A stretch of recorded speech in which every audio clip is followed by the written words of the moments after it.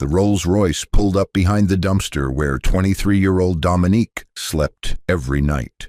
The window rolled down, and an elderly woman in diamonds asked one question.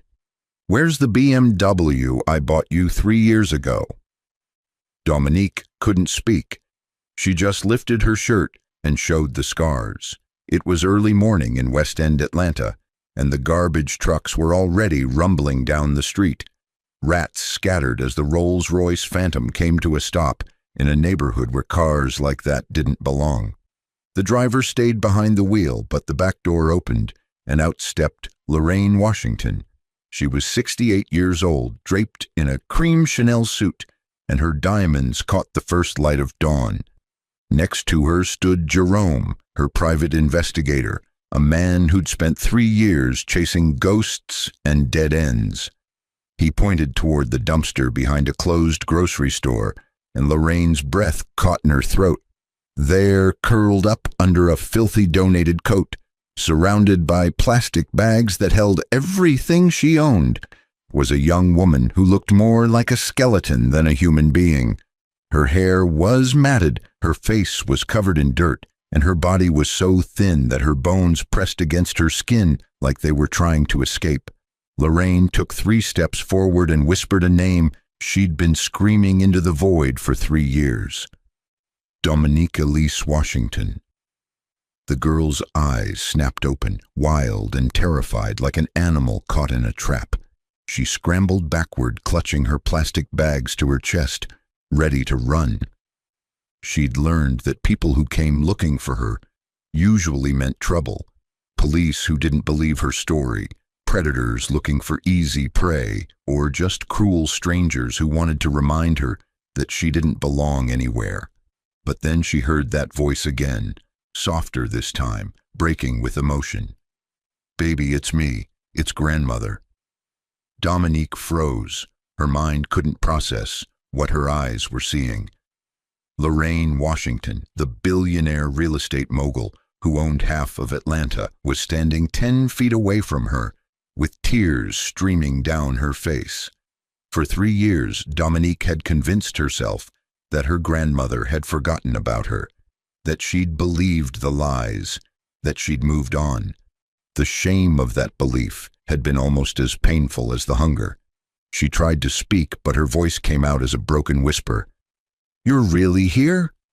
Lorraine closed the distance between them in seconds, and before Dominique could protest, she was wrapped in her grandmother's arms. The smell of expensive perfume mixed with the stench of the streets. And Dominique broke. She sobbed into Lorraine's shoulder like a child, 3 years of pain pouring out in waves that shook her entire body. Lorraine held her tighter, whispering prayers and promises into her granddaughter's hair.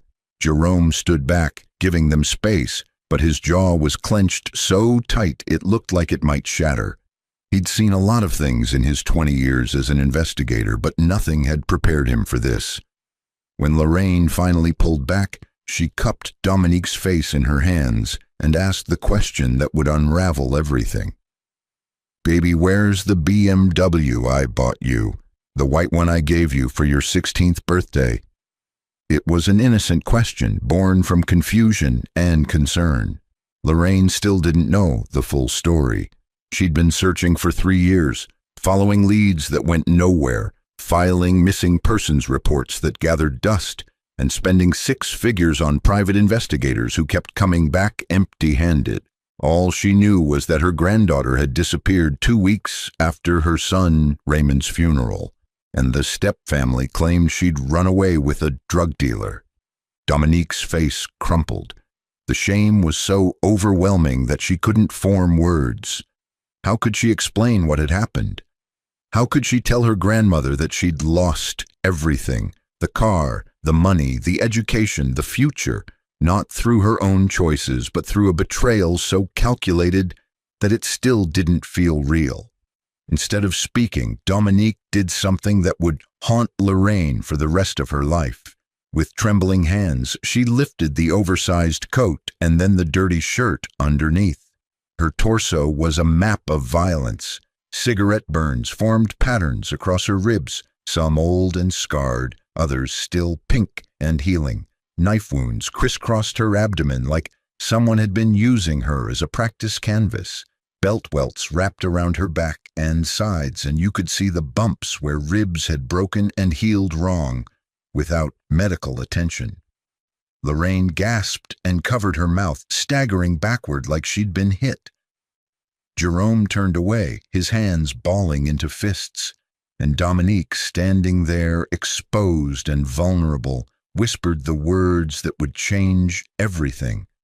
Aunt Phyllis said you didn't want me anymore. She took everything, the car, the money, the house. Then she couldn't finish. She didn't need to. Lorraine's grief transformed into something cold and lethal. She wrapped the coat back around Dominique's shaking body and turned to Jerome with eyes that could cut steel. Get her to the car. Call Dr. Mitchell and tell him we're coming to the hospital. And Jerome, find me everything on Phyllis Washington. Bank records, phone records, security footage, criminal history, parking tickets. I want every breath that woman has taken for the last 3 years documented and on my desk by tomorrow morning. To understand how Dominique ended up behind that dumpster, you have to go back 4 years to when life was so different that it felt like a dream from someone else's life. Back then, Dominique was 19 years old, vibrant and beautiful, with a smile that could light up a room and a future so bright it hurt to look at directly. She lived in a Buckhead mansion with 8 bedrooms, a pool, a tennis court, and enough space that you could go days without seeing another person if you wanted to. The house had been in the Washington family for 2 generations, built with money that Lorraine and her late husband had earned through blood, sweat, and a refusal to accept the limitations that society tried to place on black people in the South. Dominique's father, Raymond Washington, was Lorraine's only son, and he'd followed in his mother's footsteps by building his own commercial real estate development company. He was 45 years old, successful, handsome, and devoted to his daughter in a way that made other fathers jealous. Dominique had been raised by Raymond alone because her mother, Chantal, had died giving birth to her.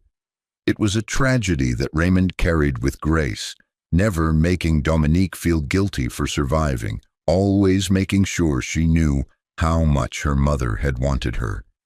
The 3 of them, Lorraine, Raymond, and Dominique, formed a tight unit that felt unbreakable.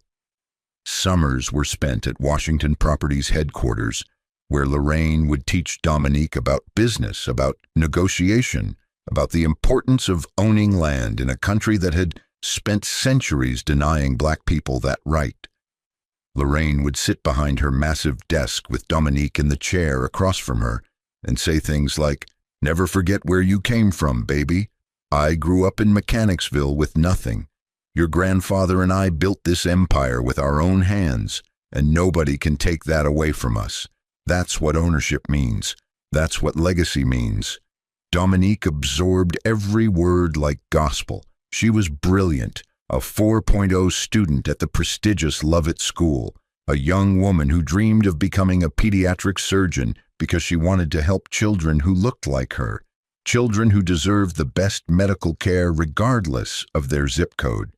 When she got accepted to Spelman College with a full academic scholarship, Lorraine threw a party that had half of Atlanta's black elite in attendance.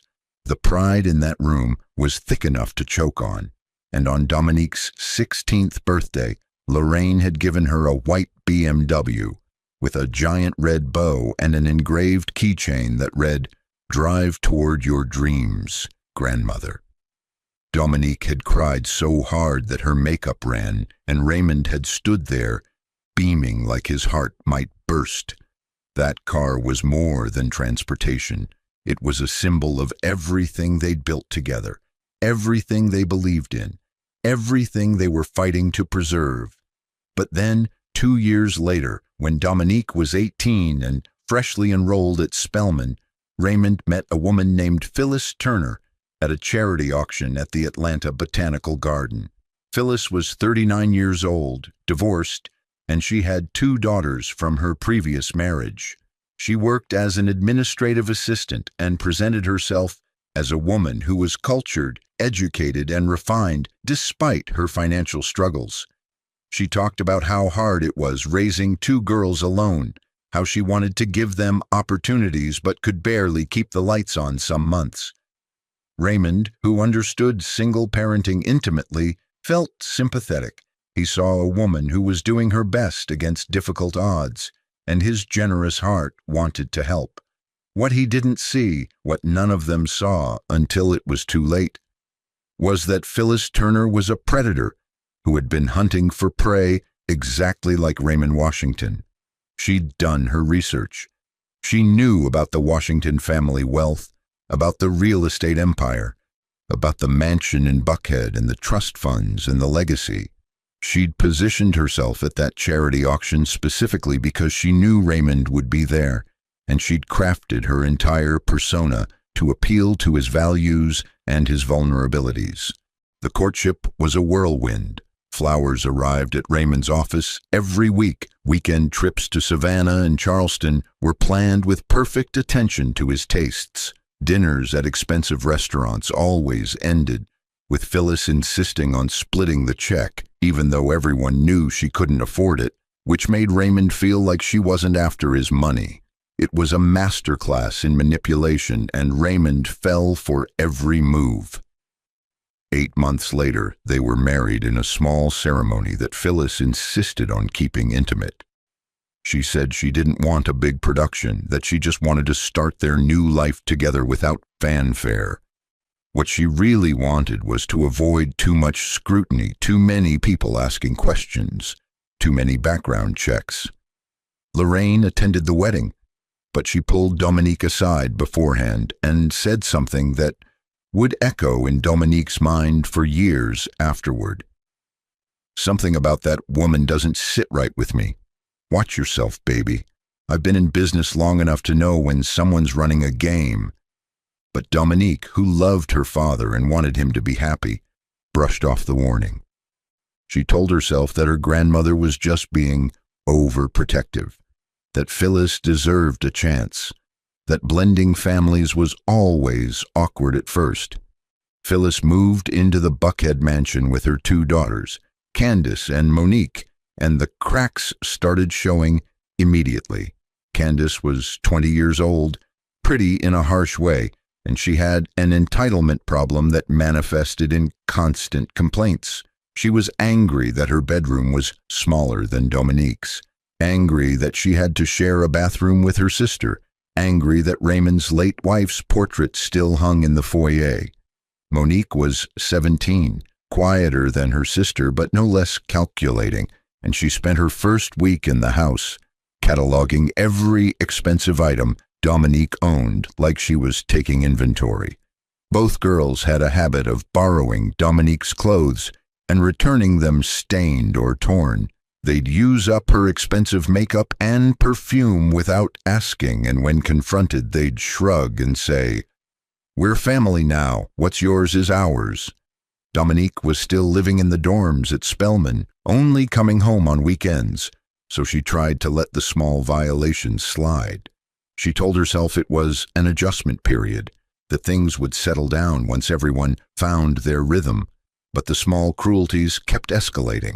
Phyllis started redecorating, which really meant erasing every trace of Chantal from the house. Photos disappeared. Belongings were donated to charity. The portrait in the foyer was replaced with a generic landscape painting. When Dominique protested to her father, Raymond said, "They're adjusting, sweetheart. It's hard blending families. Be patient." What none of them realized was that Phyllis was executing a long-term plan that had been in motion since the day she said, "I do." She was studying the family dynamics, identifying weaknesses, building leverage, and positioning herself for the moment when everything would shift in her favor. That moment came on a rainy November night when Raymond was driving home from a business trip to Savannah.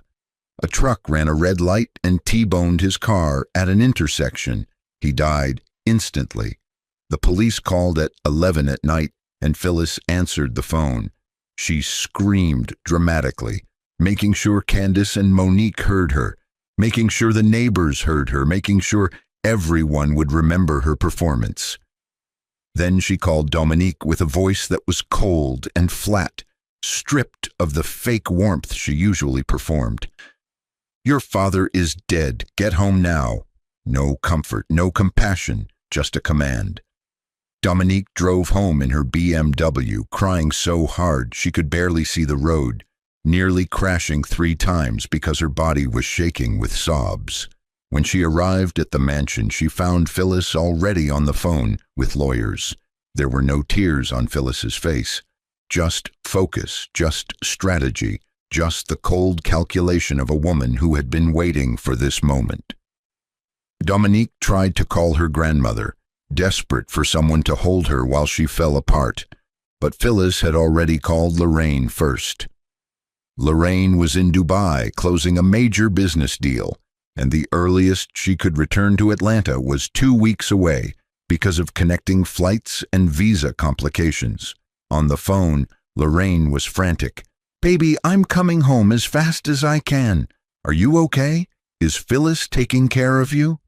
And Phyllis, standing close enough to hear both sides of the conversation, took the phone from Dominique's hand and said, in a voice dripping with false concern, "Don't worry, Lorraine.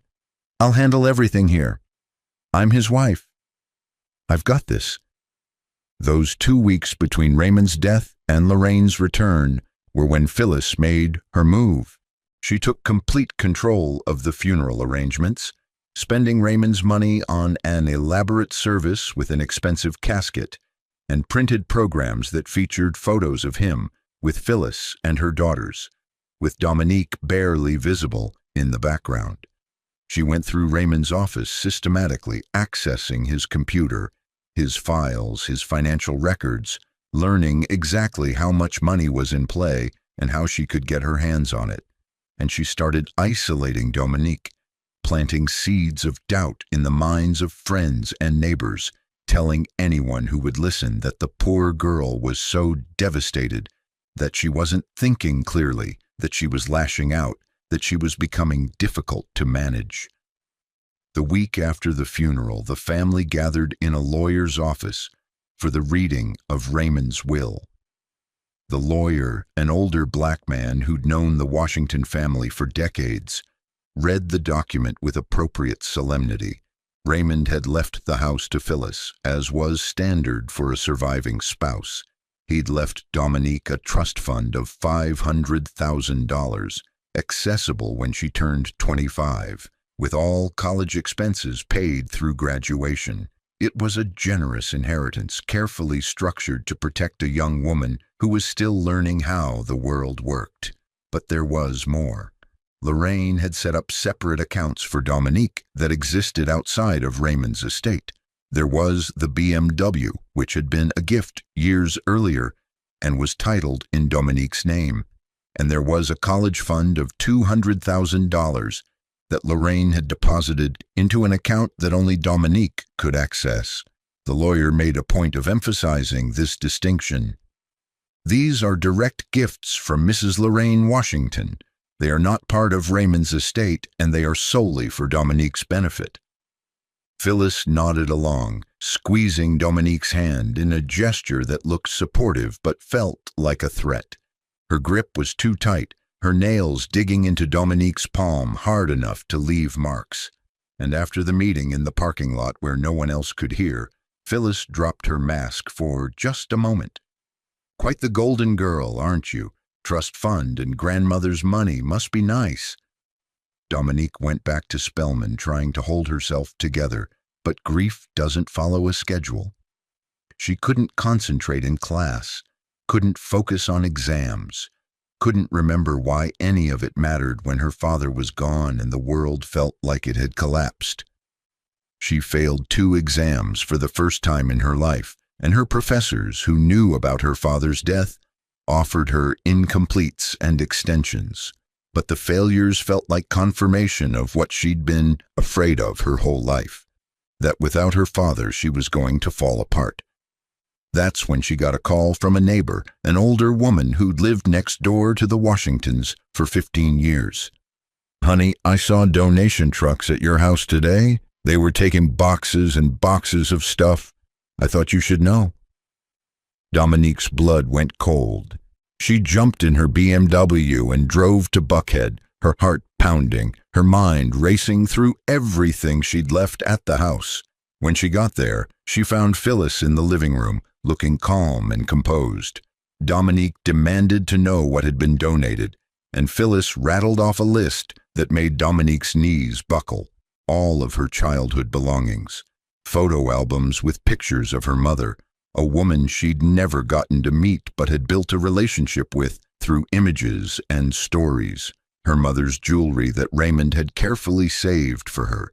Pieces that Chantal had worn in the few photos that existed of her. Awards and trophies from academic competitions, yearbooks filled with signatures from friends. Memory boxes that held tickets from father-daughter dances and handwritten notes that Raymond had left on her pillow when she was scared or sad. All of it gone. Donated to some charity thrift store where strangers were probably already rifling through the remnants of her entire childhood. When Dominique confronted Phyllis, the woman didn't even have the decency to look guilty. She said, "I'm grieving too. I needed to clear space. All of that stuff was triggering me. You're being selfish. You're not the only one who lost him."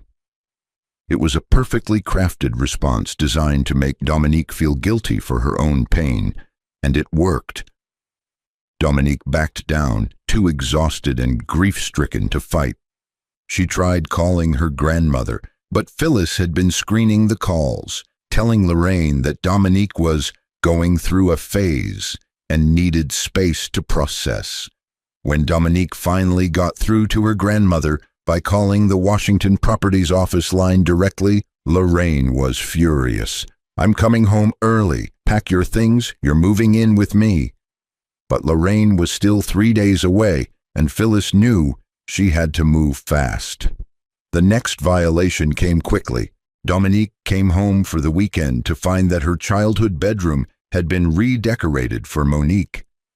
All of Dominique's remaining belongings had been shoved into boxes in the garage. Her posters were gone. Her furniture had been replaced. Her closet was full of Monique's clothes. When she protested, Phyllis said, "You're barely here anyway." "You live at school. Monique needs the bigger room for her things. Stop being so territorial." And Candace and Monique started wearing Dominique's designer clothes openly, taking her expensive makeup, using her perfume like it belonged to them. When Dominique objected, they'd laugh and say, "Mom said we're all family now. Sharing is caring." But the real nightmare started 2 nights before Lorraine was scheduled to return to Atlanta. Dominique was sleeping in the garage in what had basically become a storage room, and she woke up to the sound of arguing. Phyllis and her daughters were in the kitchen, and their voices were loud enough to carry through the walls. Dominique crept closer to listen, and what she heard made her blood run cold. Phyllis was saying, "That little brat has $200,000 sitting in an account, and we're supposed to struggle? I didn't marry Raymond and put up with his precious daughter for 3 years to walk away with nothing." Candace asked, "Can't you access it?" And Phyllis responded, "Not without her signature. But I'm working on it. I've got papers drawn up, power of attorney forms that'll give me control of everything. Once she signs, we can drain that account and disappear before Lorraine even knows what happened." Dominique pressed her hand over her mouth to keep from making a sound. Everything suddenly made sense. The quick courtship, the rushed marriage, the fake sweetness, and the calculated cruelties.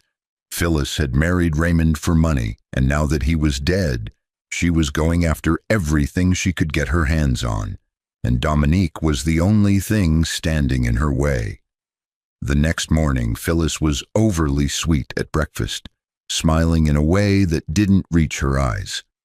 She said, "Dominique, honey, I know we've had some tension, I want us to start over. I want us to be a real family."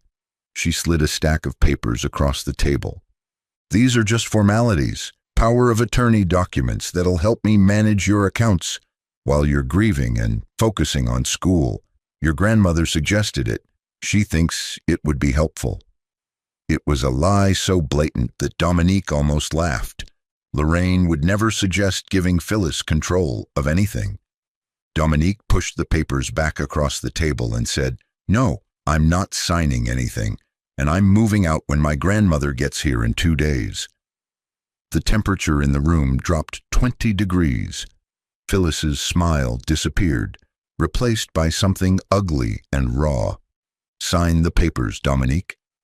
Her voice had gone flat. All pretense of warmth evaporated. Dominique stood up from the table, her chair scraping against the floor. "No, and I'm calling my grandmother right now to tell her what you're really after." She turned to leave, but Candace and Monique were suddenly blocking the doorway. They'd been standing in the hall, listening, waiting for their cue. Dominique tried to push past them, but Candace grabbed her arm hard enough to bruise. "Where do you think you're going?" What happened next would become the nightmare that Dominique couldn't escape even years later. They dragged her back into the kitchen. Phyllis locked the door. And for the next hour, they made sure Dominique understood exactly how powerless she was. Phyllis hit her first, an open-handed slap that snapped Dominique's head to the side and left her ears ringing. Then Candace joined in, punching Dominique in the stomach hard enough to knock the wind out of her. Monique held Dominique's arms behind her back while Phyllis went to the stove and turned on the burner. She lit a cigarette, took a long drag, and then pressed the burning end into Dominique's ribs. The scream that tore out of Dominique's throat was inhuman, a sound of pure agony that she didn't know she was capable of making. Phyllis did it again, and again, and again. Each burn accompanied by words that were almost worse than the pain. "You think you're better than us? You think your grandmother's money makes you special? You're nothing, you're nobody, and when I'm done with you, everyone will know it." They took turns after that, belt across her back, knife shallow cuts on her stomach, not deep enough to be life-threatening but enough to scar, kicks to her ribs that broke bone. And through it all, Phyllis kept asking, "Will you sign the papers now?" Dominique refused. She didn't know where the strength came from, but she kept saying no, until her voice gave out, and all she could do was shake her head. Finally, when Dominique was barely conscious, they dragged her to the basement and locked her in. It was cold down there, concrete floors and unfinished walls, with only a thin blanket and a bottle of water that Phyllis tossed down the stairs like she was feeding a dog. Dominique lay on that floor for 3 days. She could hear them upstairs, living their lives, laughing, watching television, eating meals. Occasionally, Monique would come down with a piece of bread or another bottle of water, just enough to keep Dominique alive. On the 3rd day, Dominique noticed that one of the basement windows had a broken latch. It was small, barely big enough for her to squeeze through, but it was her only chance. She waited until the middle of the night, when the house was quiet, and then she pushed herself through that window, scraping her already injured body against the frame, leaving skin and blood on the concrete. She dropped onto the ground outside, barefoot and wearing only the pajamas she'd been sleeping in when this nightmare started, and then she ran. She ran through the Buckhead neighborhood in the dark, her broken ribs screaming with every step, her feet bleeding on the pavement. She knocked on neighbors' doors, but no one answered. Rich neighborhoods have high fences and privacy hedges and security systems, and no one wants to deal with someone who looks like trouble. She finally made it to a main road and flagged down a car, but the driver took one look at her, bloody, bruised, wild-eyed, and sped away. Eventually, she walked all the way to downtown Atlanta, a journey that took hours and left her feet shredded and her body on the verge of collapse. She found a payphone outside a gas station and called the police. An officer arrived 20 minutes later, and Dominique tried to explain what had happened. But when he ran her name in the system, his whole demeanor changed. "You're the girl who stole from her stepmother and had drugs in her car." Dominique felt the ground shift beneath her. "What? No, I didn't." But the officer cut her off. "There's a report here: theft, drug possession, and a restraining order. You're supposed to stay away from the family home." Phyllis had been busy during those 3 days. She'd filed a police report claiming that Dominique had stolen $10,000 in cash and attacked her. She'd planted drugs in the BMW and called the police to report it. And she'd gotten a restraining order granted in Dominique's absence, claiming that Dominique was violent and unstable. It was a perfect trap, built with lies and false evidence, and now Dominique was standing in front of a cop who already believed she was the criminal. "Go home and deal with your family issues," the officer said. "I don't want to see you again, or I'll arrest you for violating that restraining order." Dominique wanted to scream that she couldn't go home, that home was where people had tortured her, but the words wouldn't come. She was too exhausted, too broken, too defeated, so she walked away from that gas station with nowhere to go and no one to call. She spent her first night on the streets behind a closed restaurant, curled up next to a dumpster, and cried until she had no tears left. The next day, she tried to get help. She walked to Washington Properties headquarters, but security wouldn't let her in. She looked homeless, she had no ID, and when she tried to explain that she was Lorraine Washington's granddaughter, they thought she was running a scam. "Mrs. Washington is out of the country," they said, "and we don't let random people claim to be family." They escorted her out of the building like she was trash. She walked to Spelman College, hoping that someone there would recognize her, would help her, would believe her. But when she got to the administration building, she found out that she'd been withdrawn from school. Phyllis had called claiming to be Dominique's legal guardian and said that Dominique was dropping out due to personal issues. The financial aid office confirmed that the semester bill had gone unpaid, and her scholarship had been revoked for failing to meet academic standards after she'd missed finals. Everything she'd worked for, everything she'd dreamed of, was gone. She tried to access her bank account, hoping to at least have money for food and shelter, but the account had been frozen. Phyllis had reported it as compromised and had it locked pending an investigation. Dominique had nothing: no money, no ID, no phone, no home, no education, no family except a grandmother who was on the other side of the world and didn't know she was missing. The first week on the streets was a crash course in survival. She learned which shelters had open beds and which ones had waiting lists months long. She learned which public parks would let you sleep without the police bothering you and which ones would have you arrested for trespassing. She learned how to spot the predators, the men who drove slowly through neighborhoods where homeless women gathered, offering money for things that Dominique refused to even think about. She learned how to make herself invisible, how to avoid eye contact, how to move through the world like a ghost. She found a spot behind a dumpster in West End, tucked away from the main street, where the owner of the grocery store didn't call the police as long as she stayed out of sight. She met other people living on the streets, and some of them were kind. A woman named Beverly, who was in her 50s and had lost everything to medical bills after a cancer diagnosis, took Dominique under her wing. Beverly shared food when she had it, showed Dominique where the clean public bathrooms were, and taught her how to wash up in gas station sinks without getting kicked out. "Baby girl, what happened to you?" Beverly asked one night when they were huddled together behind the dumpster trying to stay warm.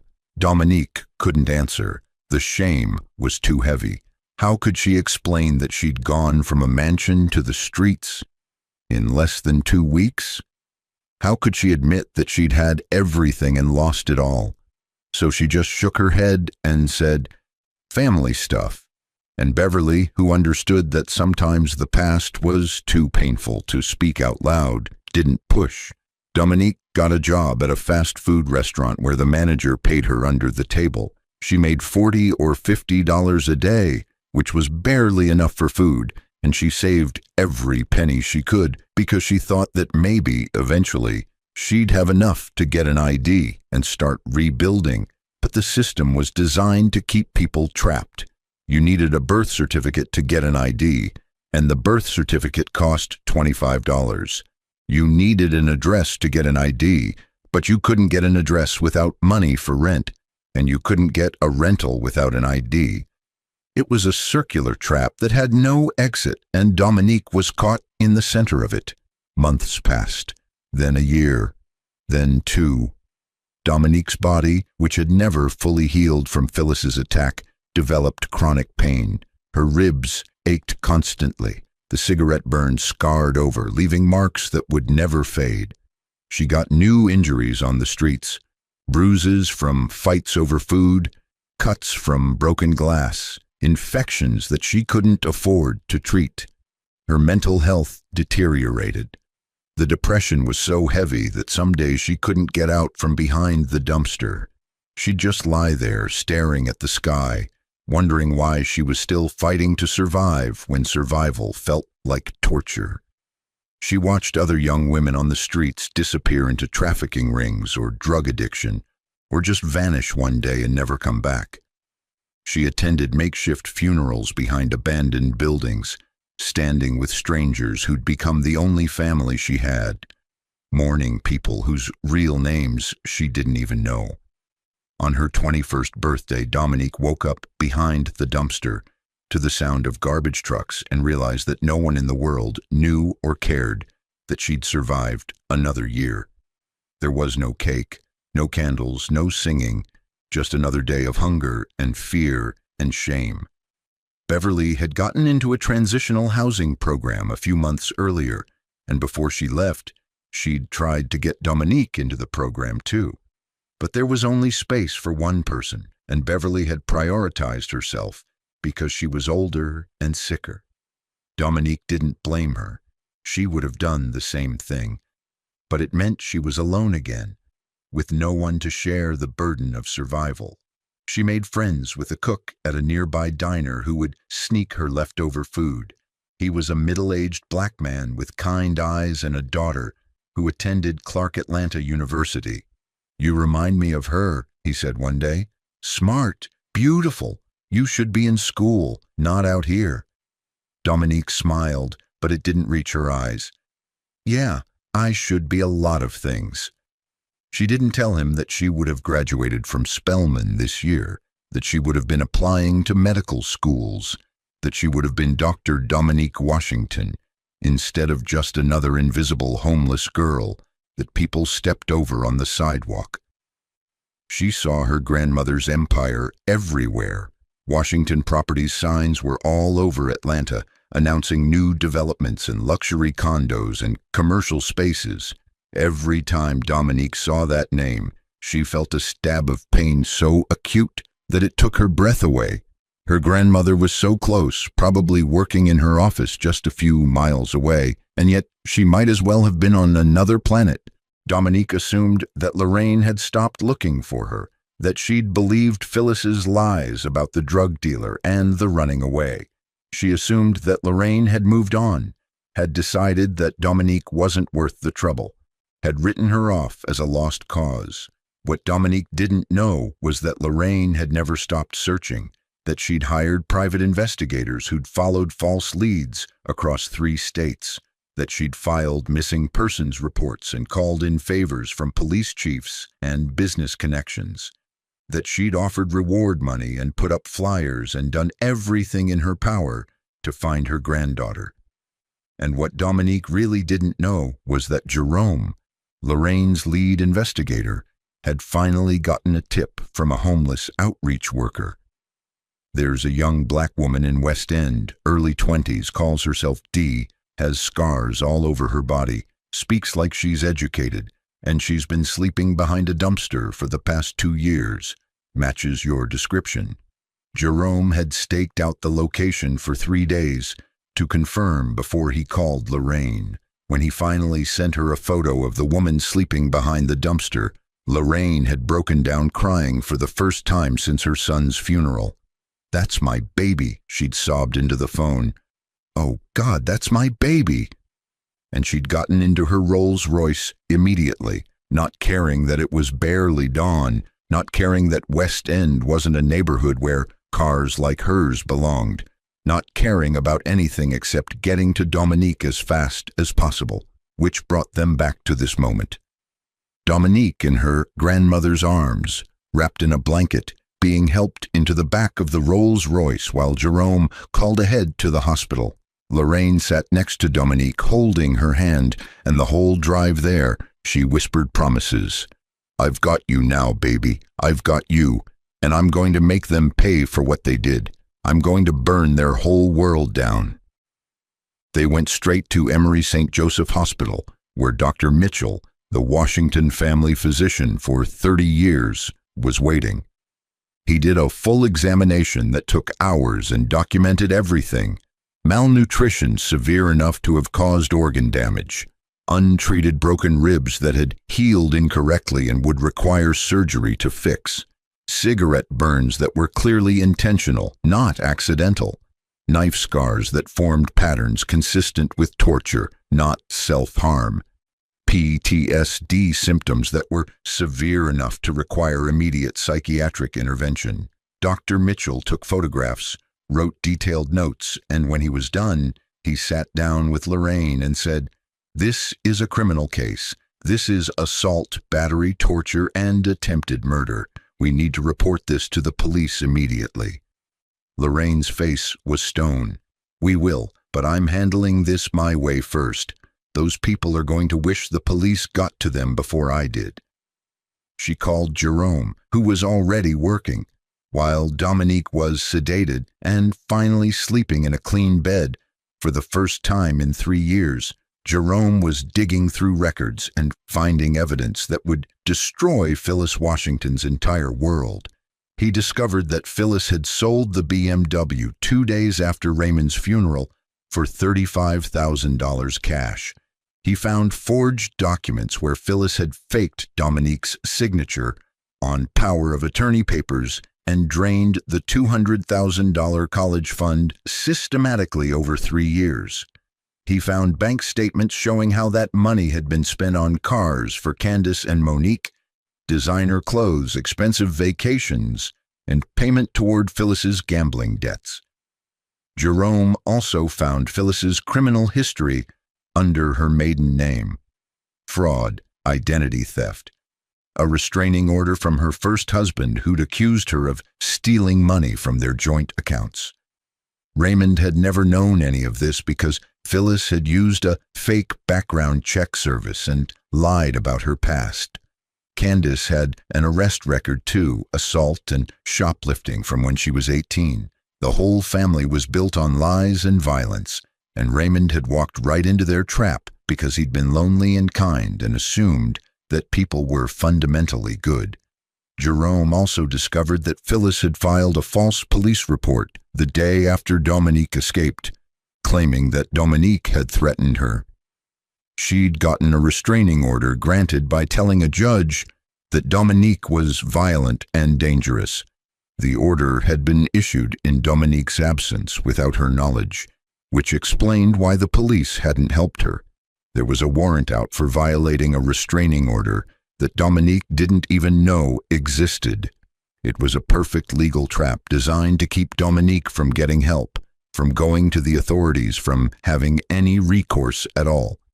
Phyllis had thought of everything, but she hadn't counted on Lorraine Washington. When Jerome presented his findings, Lorraine called her lawyers, a team that included the best criminal defense attorneys and civil litigation specialists in Georgia. "I want criminal charges filed: assault, battery, fraud, theft, forgery, false imprisonment, torture, and attempted murder. I want them arrested and prosecuted to the fullest extent of the law." But before that, Lorraine wanted them to feel what Dominique had felt. She wanted them to lose everything, so she made Some calls. Washington Properties owned the building where Candace worked as a receptionist, and Lorraine had her fired that afternoon. She pulled strings at Georgia State University, where one of her foundations had funded a scholarship that Monique had fraudulently obtained using stolen information from Dominique's academic records. Monique was expelled within 24 hours. Lorraine had their bank accounts frozen pending fraud investigations. She had their credit cards canceled. She had Phyllis's car, which had been purchased with money stolen from Dominique, repossessed while Phyllis was at the grocery store. Within one day, Phyllis and her daughters went from living comfortably off stolen money to having nothing. Their phones started ringing with collection agencies. Their electricity got shut off because they couldn't pay the bill. Their entire world came crashing down, and they had no idea what was happening or who was behind it. Phyllis tried calling lawyers, but no one would take her case. Once they heard the name Lorraine Washington, she tried going to the police, but the police were suddenly very interested in the fraud allegations against her. She tried accessing money from Raymond's estate, but Lorraine's lawyers had already filed paperwork, freezing everything pending litigation. Phyllis was trapped, and she didn't even fully understand how tightly the net had closed around her. A week later, when Dominique was finally conscious and lucid, she woke up in a bedroom that she didn't recognize. For a moment, panic seized her. Where was she? Who had taken her? Was she in danger?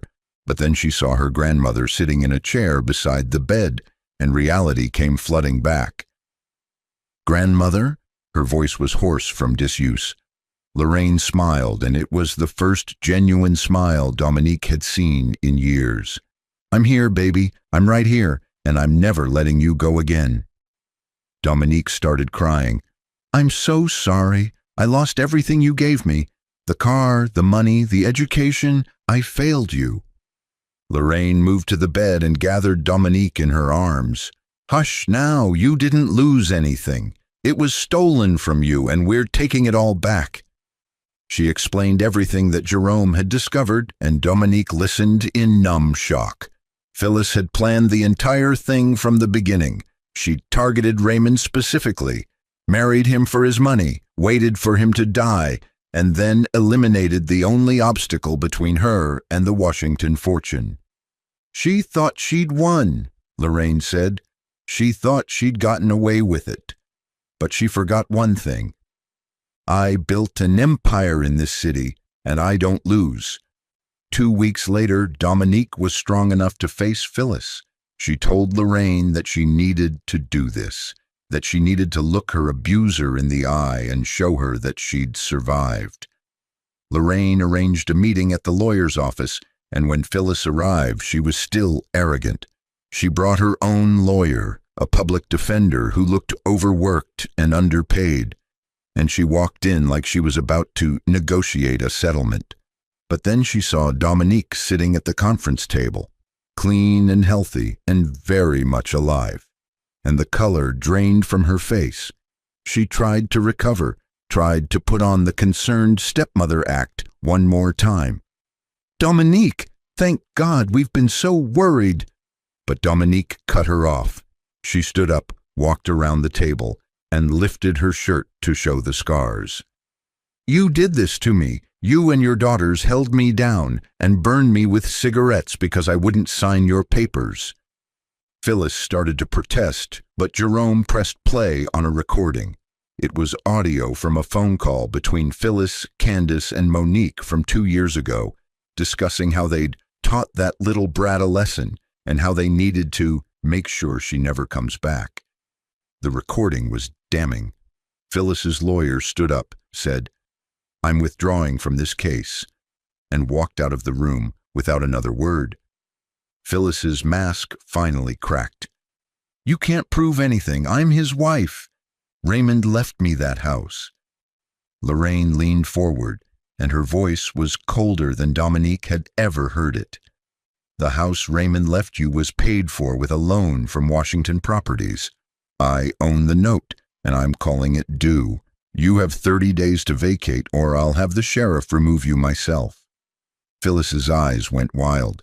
"You can't do this." But Lorraine wasn't done. "Criminal charges are being filed today. Assault, battery, kidnapping, fraud, theft, forgery, identity theft, and attempted murder. My lawyers estimate 15 to 20 years in prison for each of you." Jerome added, "Candace and Monique are being arrested as we speak. Officers are at their locations now."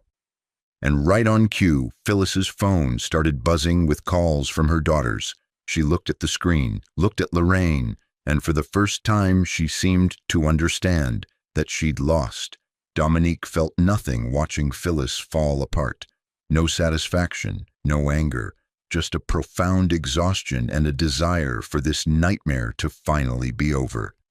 "You're going to pay for what you did," Dominique said quietly, "not because I want revenge, but because other people need to see that monsters like you don't win." Phyllis was arrested that afternoon at the Buckhead mansion, led out in handcuffs while news crews filmed. Jerome had tipped off the media, and the story went viral within hours. Billionaire's granddaughter found after 3 years homeless. Step-family arrested for torture and fraud. The community was outraged. The comment sections were filled with people demanding the harshest sentences possible. The trial happened 6 months later, and it was a media circus. Dominique took the stand and testified about everything: the abuse, the torture, the 3 years on the streets, the system failures that had left her invisible and voiceless. She showed her scars to the jury, and several people in the courtroom started crying. The defense tried to paint Dominique as a troubled young woman who'd made bad choices, but the evidence was overwhelming. Bank records, forged signatures, audio recordings, medical documentation, security footage from the bank showing Phyllis cashing checks that didn't belong to her. The jury deliberated for 2 hours, guilty on all counts. The sentencing was swift. Phyllis got 18 years. Candace got 12. Monique got 10. The judge, an older black woman who'd worked her way up from public defender to the bench, looked at Phyllis with pure disgust. "You took a young woman who had everything ahead of her and tried to destroy her for money. You tortured her. You threw her into the streets like garbage. And you did it all without an ounce of remorse. You deserve every single day of this sentence." As Phyllis was led away screaming, Dominique felt something inside her shift. It wasn't closure exactly. The pain didn't disappear, but it was acknowledgement. The system that had failed her had finally seen her, believed her, and acted. That had to be enough. The healing process was slow and painful and non-linear. Dominique moved into Lorraine's estate permanently, and her grandmother made sure she had access to the best therapists, doctors, and support systems available. 3 times a week, Dominique sat in therapy sessions where she slowly unpacked the trauma and learned coping mechanisms for the PTSD that made her wake up screaming some nights. She did physical therapy for her injuries, and while the pain would never fully go away, it became manageable. She joined a support group for abuse survivors, and for the first time, she didn't feel alone. She met other women who'd survived similar nightmares, and they held each other up on the days when living felt impossible. Lorraine was patient and loving and present in a way that saved Dominique's life. On the bad days, when Dominique couldn't get out of bed, Lorraine would sit with her and say, "Healing isn't linear, baby. Some days you'll feel strong. Some days you'll feel broken. Both are okay. You're allowed to feel everything." And slowly, painfully, the light started coming back to Dominique's eyes. She started smiling again. She started believing that maybe, just maybe, she deserved to take up space in the world. A year after her rescue, Dominique was ready to think about her future again. Lorraine asked her gently, "What do you want, baby? No pressure, no expectations, just dreams." Dominique thought about it for a long time before answering. I still want to be a doctor. I still want to help children. I know I'm behind. I know it'll take longer now, but I think I need to do this for me and for the girl I was before all of this happened. Lorraine smiled and made some calls. Spelman College welcomed Dominique back with open arms. The dean personally apologized for not investigating when Dominique had disappeared, and the school reinstated her full scholarship. Her credits were honored and she was able to enroll as a junior. At 24 years old, Dominique walked back onto campus, and it felt like coming home. Her classmates had heard her story, and instead of treating her like a victim, they treated her like a survivor. Professors were supportive and accommodating, understanding that Dominique needed extra time sometimes because of therapy appointments or bad mental health days. And Dominique thrived. She threw herself into her studies with a focus that surprised even her. She made the dean's list. She joined pre-med study groups. And she discovered a new passion, pediatric trauma surgery.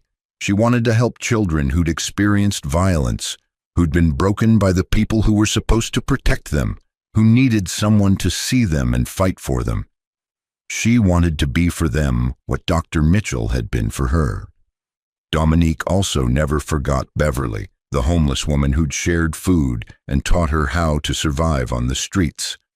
Jerome located Beverly in a transitional housing program, and Dominique went to visit her with bags full of groceries, clothes, and practical supplies. When Beverly opened the door and saw Dominique standing there, healthy and whole, she burst into tears. "Baby girl, look at you. I knew you were special. I knew you'd make it out." They hugged for a long time, and Dominique said, "You saved my life. You kept me human when I wanted to disappear. I'll never forget that." She used her grandmother's resources to help Beverly get permanent housing and job training, and Lorraine hired Beverly personally to work at Washington Properties. Beverly became an advocate for homeless women, using her own experience to help others navigate the system. She thrived in her new role, and watching her succeed gave Dominique almost as much joy as her own recovery. It proved something that Dominique had needed to believe, that it was possible to rebuild after losing everything, that survival could lead to thriving, that the end of one story could be the beginning of another. Dominique also created a foundation called Second Chance Scholars. It was designed to help young people who'd experienced homelessness get access to education.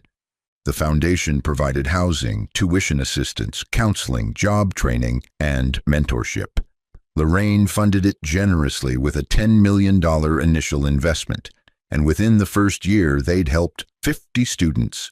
By the third year, they were serving 200 students across Georgia. Dominique spoke at fundraising events and shared her story without shame or hesitation. She talked about sleeping behind dumpsters, about feeling invisible, about the system failures that trapped people in cycles of poverty. And her advocacy made a difference. She testified before the state legislature about gaps in homeless youth services, and laws were changed because of her testimony. Programs were funded, resources were allocated, and young people who might have fallen through the cracks were caught by safety nets that Dominique had helped build.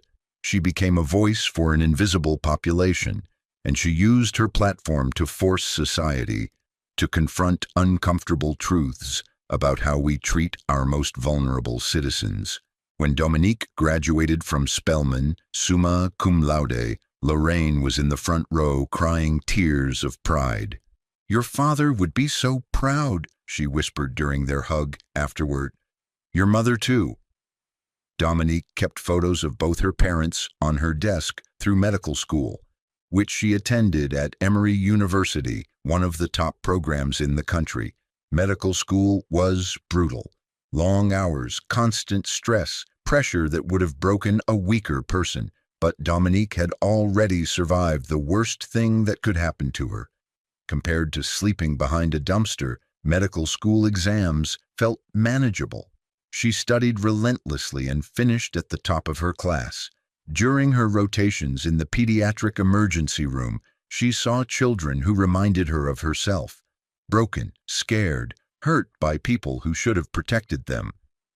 She treated each one with dignity and compassion, and she became their advocate, making sure social workers were called, making sure police reports were filed, making sure no child fell through the cracks the way she had. Her professors noticed her special gift with traumatized children and wrote glowing recommendations. On match day, when medical students find out where they'll do their residency, Dominique opened her envelope with shaking hands. Children's Healthcare of Atlanta, pediatric surgery residency. Her dream was coming true. 5 years after her rescue, when Dominique was 28 years old and thriving as a medical resident, she got a call from a police officer. A young woman had been found behind the same dumpster where Dominique had been discovered. She was 19, black, injured, and refusing to go to the hospital because she didn't trust anyone. The officer said, "She reminds me of your case, Dr. Washington. Would you be willing to come talk to her?" Dominique didn't hesitate. She drove to West End, back to the spot that still haunted her nightmares. And when she saw the girl curled up behind the dumpster, she felt like she was looking at her own ghost. She approached slowly, hands visible, making herself small and non-threatening. "Hey, my name is Dominique. I used to sleep right where you are." The girl looked up, eyes full of suspicion and fear. Dominique sat down on the ground beside her, not caring that her nice clothes were getting dirty. "I know you don't trust anyone. I know you think no one cares. I know you feel invisible." The girl's lip started trembling. "My mom's boyfriend kicked me out, said I was stealing from him. I wasn't. I swear I wasn't." Dominique believed her instantly. "I believe you. Come with me. Let's get you somewhere safe, get you fed, and figure this out together. You don't have to be alone anymore." The girl took Dominique's hand, and in that moment Dominique understood her purpose. This was why she'd survived.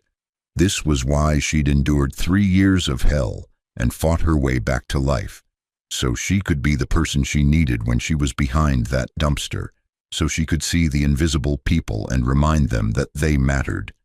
The girl's name was Talia, and Dominique got her into the Second Chance Scholars Program that same day. She made sure Talia had housing, therapy, and a path forward. And 6 months later, when Talia enrolled in community college with dreams of becoming a social worker, Dominique was there cheering her on.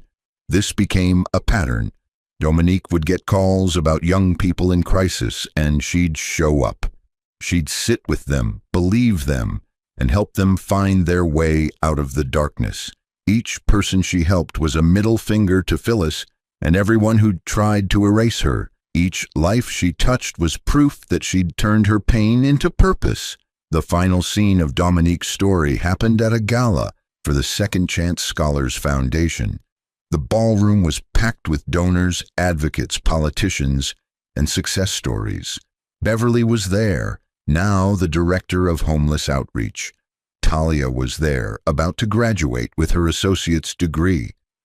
Dozens of other scholarship recipients filled the room.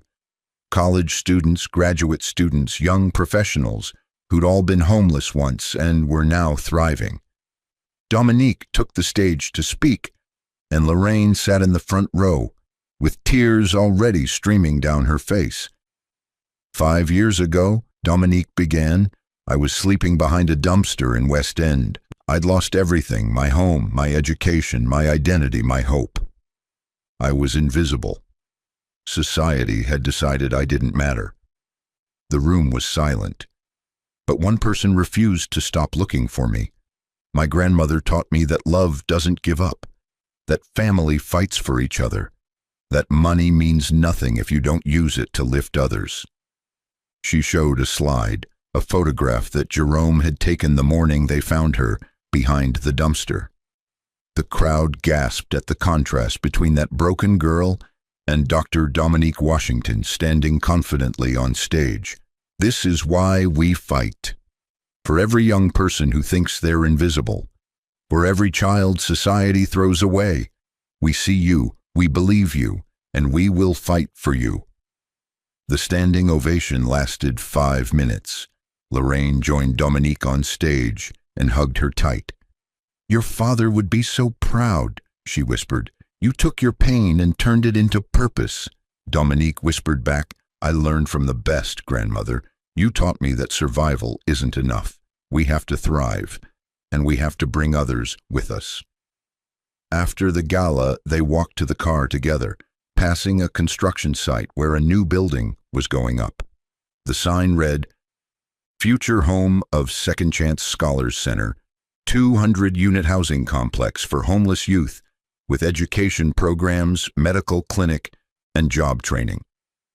Dominique looked at it and felt a swell of pride. "Think it's too ambitious?" Lorraine laughed. "Baby, we don't do small dreams in this family. We change the world." They drove through Atlanta together, through the city that had watched Dominique fall and rise. They passed West End, where a mural now covered the wall near the dumpster. Beverly had organized a community art project, and local artists had painted a sunrise with words underneath. "From darkness to light, there is always hope." Dominique saw it and felt tears prick her eyes. "I survived, grandmother. We survived." Lorraine reached over and squeezed her hand. "No, baby. You didn't just survive. You soared."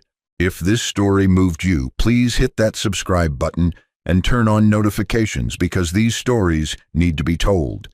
Share this video with someone who needs to hear it. And if you have resources, donate to homeless youth programs in your city. Right now, thousands of young people are living the nightmare that Dominique survived. They're sleeping behind dumpsters, under bridges, in abandoned buildings, and they're invisible to most of society. Many of them have families looking for them. Many of them escaped abuse. All of them deserve a second chance. Comment below and tell me what you would do if you found your loved one living on the streets.